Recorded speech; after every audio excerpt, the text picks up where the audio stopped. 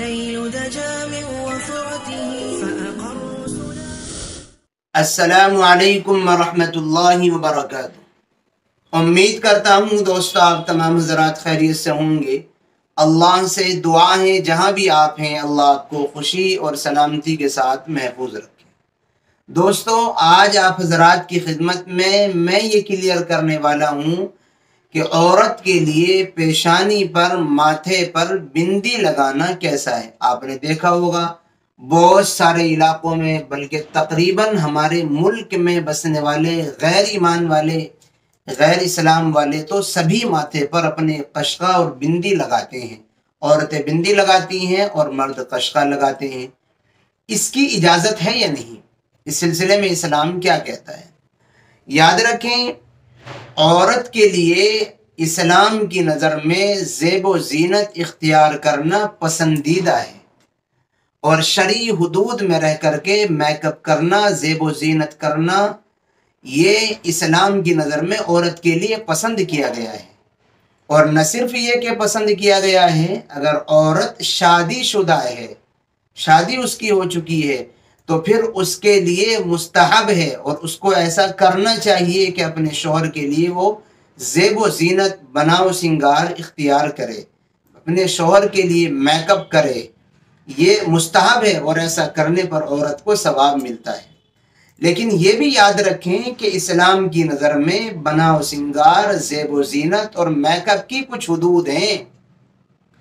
ان حدود میں رہتے ہوئے، ان سیما ریکھاؤں میں رہتے ہوئے ہی عورت میک اپ کر سکتی ہے۔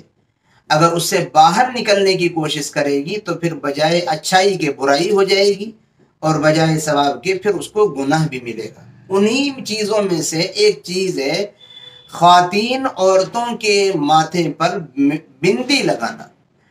یاد رکھیں شرعاً ایسے بناؤ سنگار کی اجازت نہیں ہے۔ یہ بندی لگانا ہمارے سماج اور معاشرے میں غیر مسلموں کی کا شعار ہے۔ غیر مسلم عورتیں لگاتی ہیں۔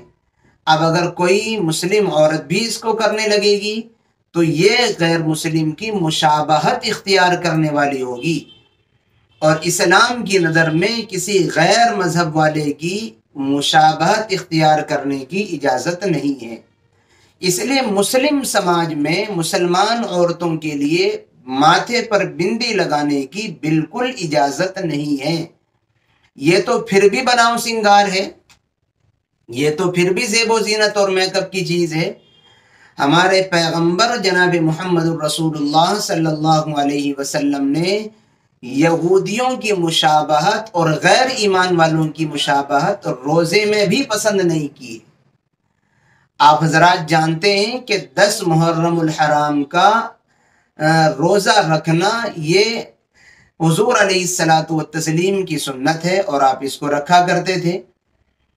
جب آپ یہ روزہ رکھا کرتے تھے، آپ کو معلوم ہوا کہ اس دن یہودی بھی روزہ رکھتے ہیں۔ ان سے معلوم کیا گیا بھائی تم کیوں رکھتے ہو؟ انہوں نے بتایا ہم روزہ اس لیے رکھتے ہیں کہ حضرت موسیٰ علیہ الصلاۃ والتسلیم کی قوم کو اللہ تعالیٰ نے فرعونیوں سے اس دن نجات دی تھی، چھٹکارا دیا تھا، ہم شکرانے کے طور پر روزہ رکھتے ہیں۔ حضور کو جب معلوم ہوا یہودی بھی اس دن روزہ رکھتے ہیں تو پھر آپ نے یوں فرمایا کہ آئندہ سال اگر میں زندہ رہا تو ہم ایک روزہ نہیں بلکہ 2 رکھیں گے، یا تو 9 تاریخ اور 10 تاریخ کا رکھیں گے، یا 10 کا اور 11 کا رکھیں گے۔ کیوں؟ اس لیے کہ ہم ایک روزہ رکھنے کی وجہ سے یہودیوں کی مشابہت لازم آ رہی ہے۔ روزے کے سلسلے میں بھی حضور یہ بات فرما رہے ہیں کہ ایک روزہ رکھنے کی وجہ سے یہودیوں سے مشابہت لازم آ رہی ہے، اور ہم یہودیوں کی مشابہت اختیار کرنا نہیں چاہتے، ہم آئندہ 2 رکھیں گے۔